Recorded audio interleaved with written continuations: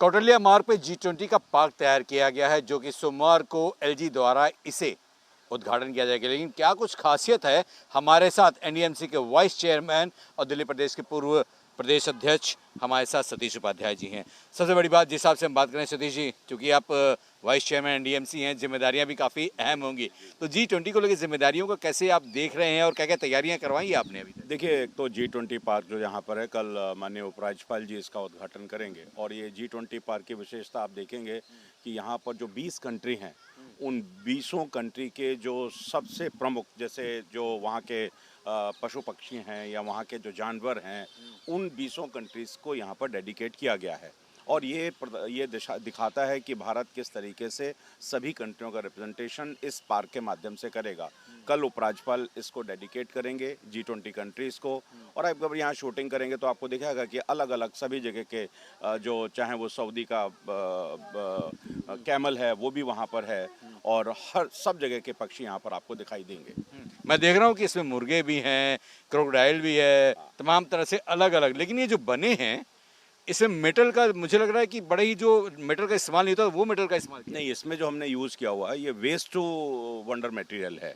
जितना वेस्ट है ये उस वेस्ट से बनाया गया है। इसकी खासियत ये है कि जिसको हम फेंक देते हैं, कबाड़ से इसको बनाया गया है, तो वेस्ट टू वंडर मटेरियल से इसको बनाया गया है। और ये डेडिकेट कल दिल्ली के उपराज्यपाल इसको करेंगे। यानी सोमवार को ये डेडिकेशन किया जाएगा। लेकिन अभी से हम देख रहे हैं कि तमाम तरह से जो लोग हैं, तैयारियां जोर शोर से यहाँ पे चल रही हैं। बिल्कुल, हमारा पूरा स्टाफ लगा है और कल ये दिल्ली को और G20 समिट को डेडिकेट होगा। लेकिन यहाँ पे देखा जा रहा है सामने बंदर भी बहुत हैं। इसके लिए भी आपने ने एनडीएमसी ने उपचार किया है, एक फोटो लगा के कुछ साउंड उंड का, तो जैसे बंदरों का अतिक्रमण न हो सके। नहीं, निश्चित रूप से ये हम लोगों ने कोशिश की है। कि क्योंकि तो नेचुरल हैबिटेट में रहते हैं, रिज पास में है, इसके कारण से यहाँ बहुत सारे आते हैं। लेकिन अलग अलग उपाय जो वन विभाग ने हमको बताए हैं कि वो इस तरीके से यहाँ से दूर रहें, तो इसकी कोशिश हम कर रहे हैं। कुछ स्पेशल तरीके की आवाज़ भी निकालने वाले हैं जो लोग इसको करते हैं, और कुछ कटआउट्स भी लगे हैं, तो वो अपने नेचुरल हैबिटेट में रिस्ट्रिक्ट रहेंगे। अच्छा, तो जैसे अब बंदरों का आतंक है वो आतंक नहीं दिखेगा? नहीं दिखेगा।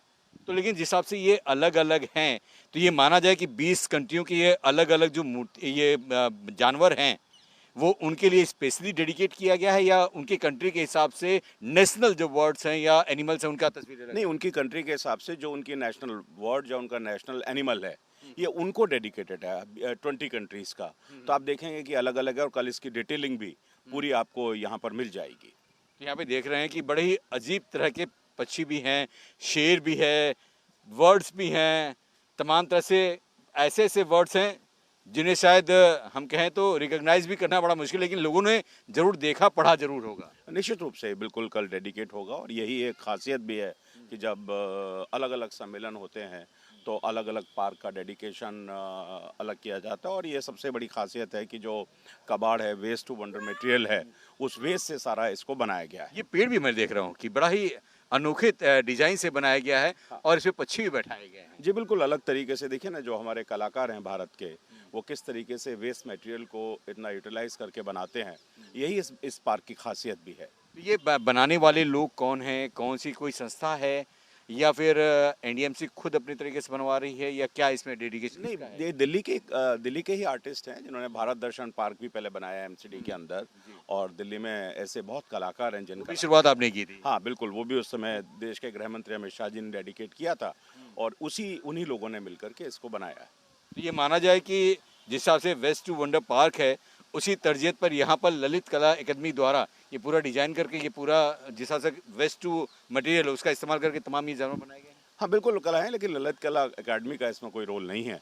ये तो जो वेस्ट टू वंडर पार्क बनाने वाले एक्सपर्ट हैं, उन लोगों ने इसको, कलाकारों ने बनाया है। अच्छा, यानी हम कहें कि वेस्ट टू वंडर पार्क वालों ने ही पूरा ये साजो सज्जा, पूरी तैयारियां हर तरफ से, हम देखें यहाँ पे हिरन भी है, यहाँ पे तमाम तरह से अलग अलग जानवर हैं, बड़े स्टाइलिश वे में बनाए गए। बिल्कुल, अलग अलग कंट्री के हिसाब से जो वहाँ के नेशनल एनिमल्स हैं, जो वहाँ की नेशनल बर्ड हैं, उसी हिसाब से इनको बनाया गया है। एंट्री पे हम देख रहे हैं मोर भी है, जो अपना राष्ट्रीय पक्षी है, भारत का राष्ट्रीय पक्षी है, तो वो तो यहाँ पर होगा ही। और इसी तरह से अलग बाकी भी अलग अलग तरह की जो कृतियाँ हैं वो कलाकारों ने बनाई हैं। यानी माना जाए G20 का ये आगाज अब ये प्रवास चलने के लिए तैयार है। बिल्कुल, कल जब आप आएंगे तो इसकी तैयारियां जोरों पर है। एनडीएमसी का स्टाफ 24/7 इसकी तैयारी कर रहा है और कल दिल्ली के उपराज्यपाल इसको G20 समिट के लिए समर्पित करेंगे।